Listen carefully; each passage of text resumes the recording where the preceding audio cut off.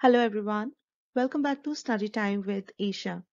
So game theory की problems को solve करने के लिए आज हम एक नया मेथड पढ़ने जा रहे हैं दैट इज डोमिनेंस मेथड और डोमिनेंस रूल.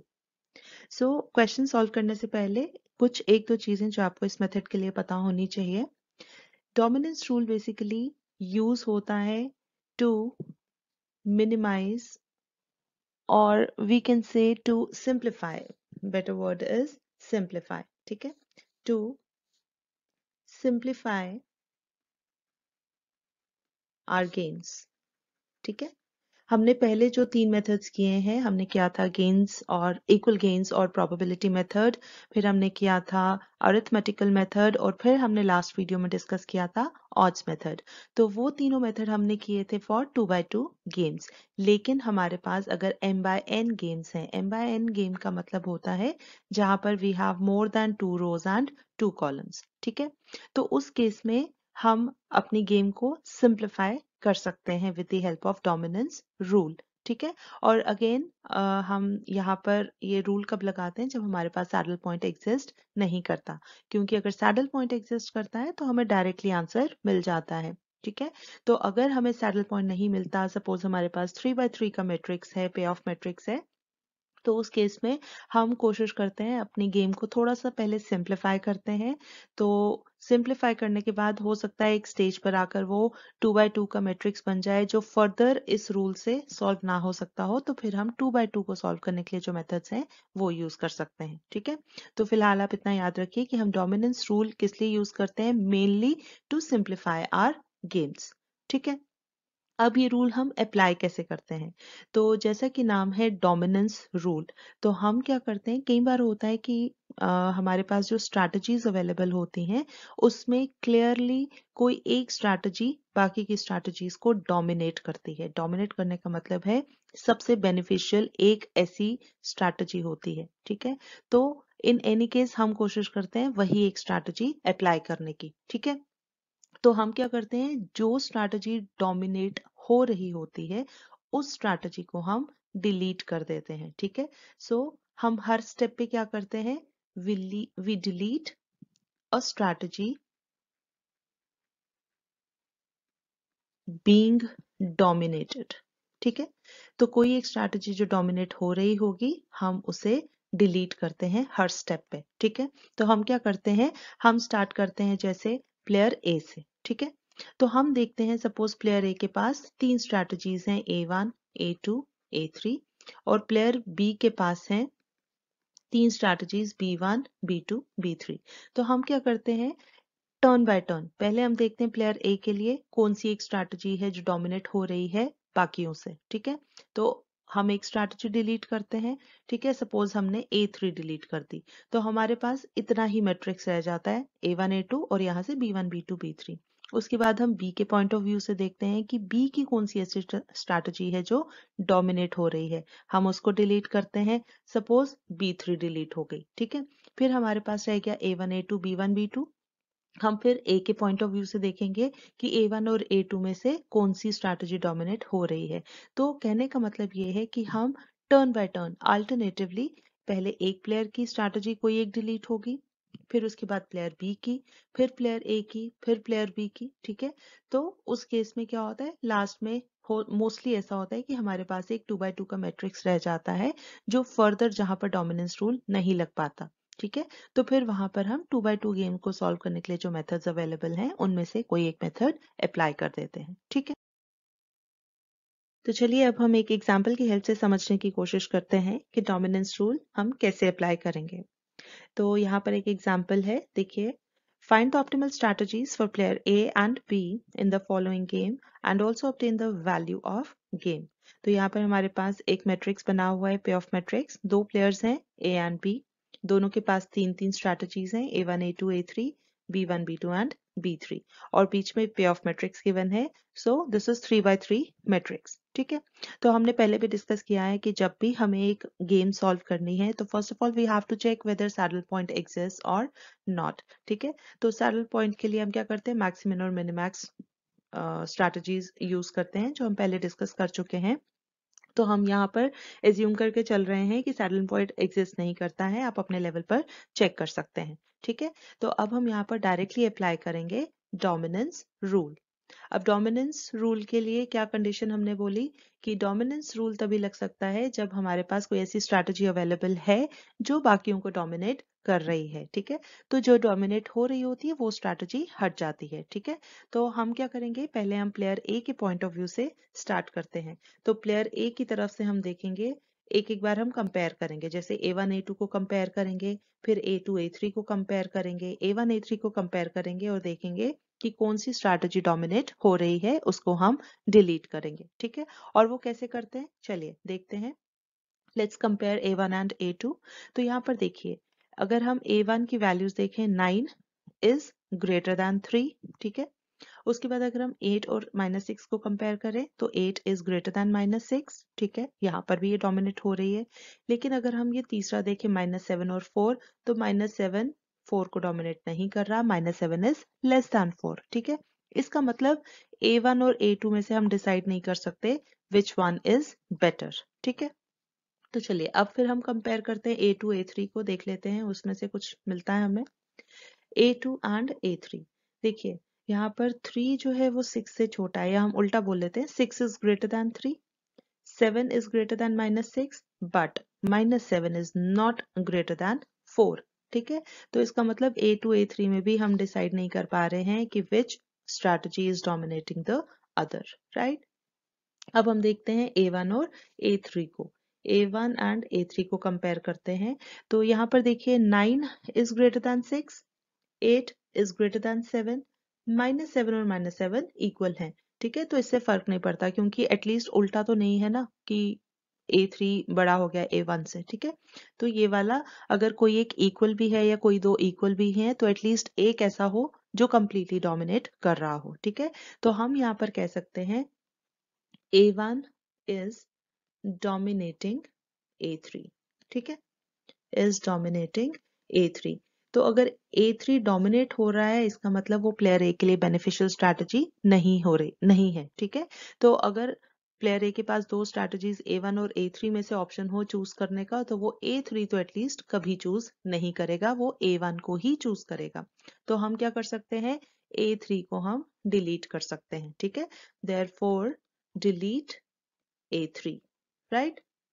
तो हमारे पास अब क्या बच जाता है, A1 A2, और यहाँ से हमारे पास बच जाएगा, यहाँ से अभी कुछ डिलीट नहीं हुआ है, B1 B2 and B3। So we have 9 8 -7 3 -6 and 4। ठीक है, तो अब हम इसको थोड़ा साफ करके लिख लेते हैं, फिर अगला स्टेप देखते हैं। देखिए अब हमारे पास ये बन गया मैट्रिक्स। ठीक है, पहले हमने ए के पॉइंट ऑफ व्यू से देखा, अब हम बी की तरफ से इवेलुएट करेंगे B1 B2 और B3 को। ठीक है, तो चलिए हम स्टार्ट करते हैं, B1 एंड B2 को कंपेयर करते हैं। देखिए यहाँ पर 9 is greater than 8 and 3 is also greater than -6। देखिए हमारा यहीं पर काम आसान हो गया। ठीक है, तो यहाँ पर कंप्लीटली एक स्ट्रैटेजी दूसरे को डोमिनेट कर रही है। बट अब यहाँ पर थोड़ा सा कंफ्यूजन है। क्या कंफ्यूजन है, B1 is dominating B2 और B2 is dominating B1।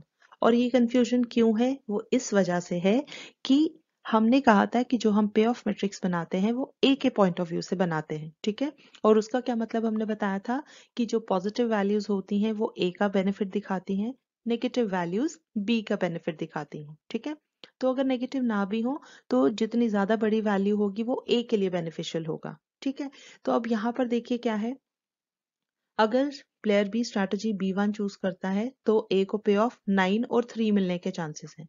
ठीक है, और अगर वो B2 चूज करता है तो 8 और -6, मतलब ए को कंपैरेटिवली कम फायदा हो रहा है। ठीक है, तो इसका मतलब बी के लिए क्या फायदा रहेगा अगर वो B1 यूज ना करे, क्योंकि यहाँ पर ए को ज्यादा फायदा है। ठीक है, तो to put it in simpler words आपकी बेटर अंडरस्टैंडिंग के लिए, मतलब ये तो हो गया कंसेप्चुअल, ठीक है, या लॉजिकल। तो सिंपली याद रखने के लिए आपको क्या याद रखना है कि अगर हम ए के पॉइंट ऑफ व्यू से देख रहे हैं, ठीक है, तो हम स्मॉलर वैल्यूज जहां पर होंगी, स्मॉलर वैल्यूज हम उस स्ट्रैटेजी को डिलीट करेंगे। ठीक है। और जब हम बी के पॉइंट ऑफ व्यू से देखेंगे तो जहां पर लार्जर वैल्यूज होंगी, क्योंकि लार्जर वैल्यूज दिखाती हैं ए का फायदा, ठीक है, तो हम जहां लार्जर वैल्यूज होंगी हम उसको डिलीट करेंगे, ठीक है। तो अब यहाँ पर लार्जर वैल्यूज कहाँ पर हैं, B1 के पास, ठीक है, तो हम B1 को डिलीट कर देंगे।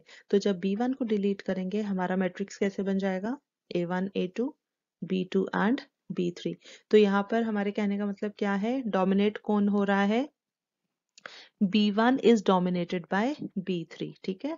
तो B2 is dominating, sorry not B3, हम यहाँ पर कह सकते हैं B2 is dominating B1, ठीक है,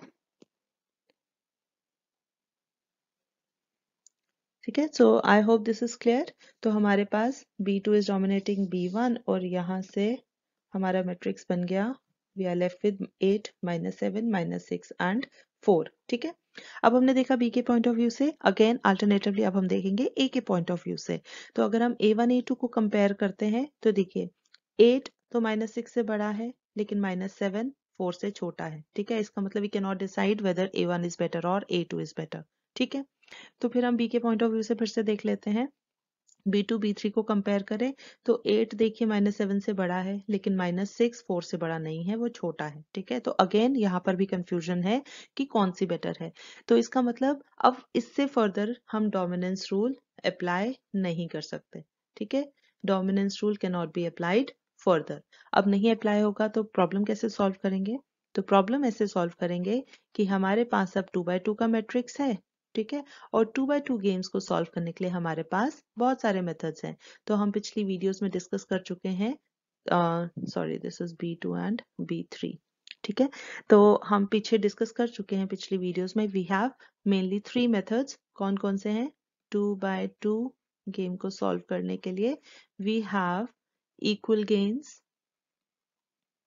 गेन्स और प्रोबेबिलिटी मेथड, ये भी हम डिस्कस कर चुके हैं। उसके बाद हमने डिस्कस किया हुआ है अरिथमेटिकल मेथड, ठीक है, अरिथमेटिकल मेथड। और उसके बाद हमने अभी पिछली वीडियो में, लास्ट वीडियो में डिस्कस किया था ऑड्स मेथड। तो हम इनमें से कोई भी एक मेथड लगा के अपनी इस 2x2 गेम को सॉल्व कर सकते हैं, ठीक है। तो चलिए हम सॉल्व करते हैं with the help of arithmetical method, right. तो देखिए यहाँ पर हमने अरिथमेटिक मेथड से सॉल्व करने के लिए जो हमारे रिक्वायर्ड फॉर्मूले हैं वो हमने यहाँ पर लिखे हुए हैं, x, y और v। तो यहाँ पर x क्या होता है, probability of using strategy A1। तो अगर A1 की x है तो A2 की प्रोबेबिलिटी होती है 1 - x। ये सब हम पहले पिछली वीडियो में अरिथमेटिकल मेथड वाली वीडियो में डिस्कस कर चुके हैं। तो उसके लिए आप ऊपर हमारा वो लिंक फ्लैश हो रहा है, वहां से जाकर ये वीडियो डिटेल में देख सकते हैं। तो y जो हमने यहाँ पर लिखा है वो है स्ट्रैटेजी B1 को यूज करने की प्रोबेबिलिटी, तो B2 की हो जाएगी 1 - y, ठीक है। उसके अलावा यहाँ पर हमने A1 A2 वगैरह सब लिखा हुआ है, तो हम मैट्रिक्स में लिख लेते हैं ताकि हमें वैल्यूज लिखने में कंफ्यूजन ना हो। तो A1 A12 A21 that is second row first column and A22 second row second column, ठीक है। तो अब हम फटाफट से इन फॉर्मूलों में वैल्यूज पुट करते हैं और हमें आंसर मिल जाएगा, ठीक है। तो A22 है 4 माइनस A21 है -6 divided by A11 plus A22 8 + 4 minus A12 plus A21 plus minus minus -6, ठीक है।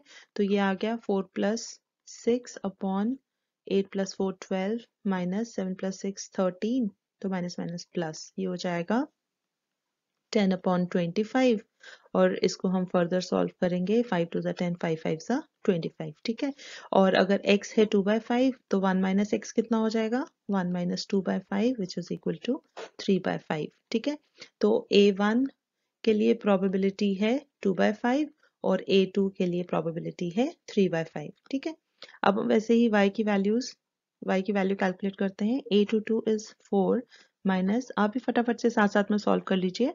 A12 है -7 अपॉन वी हैव ये डिनोमिनेटर तो सेम ही रहता है, तो 8 + 4 माइनस -7 -6, ठीक है।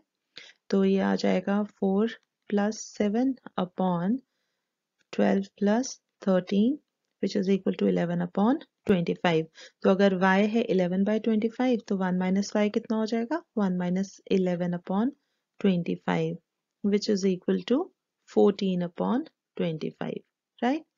तो यहाँ पर P1 को यूज करने की हमारी प्रोबेबिलिटी है 11 by 25 और P2 की आगे हमारे पास 14 by 25.